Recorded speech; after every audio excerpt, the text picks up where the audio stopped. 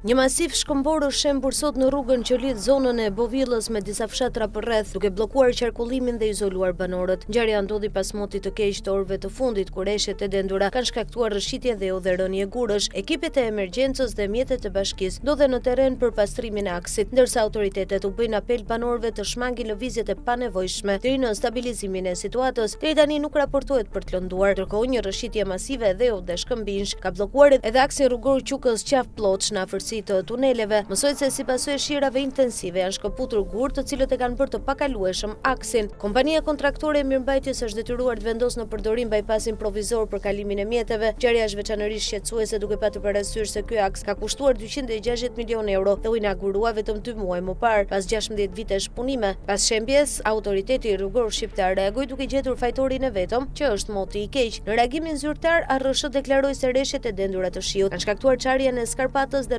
rrëshqitjen e gurëve në kilometrin e 35 të aksit. ARSH duhet ta dinte se kushtet të tilla atmosferike janë të zakonshme në këtë periudhë dhe duhet të ishin parashikuar në projektim që rrugat mos dëmtojnë nga rreshjet e para. Sipas ARSH, grupet e punës në terren po vlerësojnë situatën dhe kanë marrë masa për krijimin e një bypassi të përkohshëm me qëllim devijimin e trafikut dhe garantimin e sigurisë. Aksi, sipas njoftimit, është i hapur dhe në monitorim të vazhdueshëm. Në fund, ARSH u bën thirrje drejtuesve të mjeteve të ulin shpejtësinë, të mbajnë distancën e sigurisë dhe të shmangin frenimet e papritura.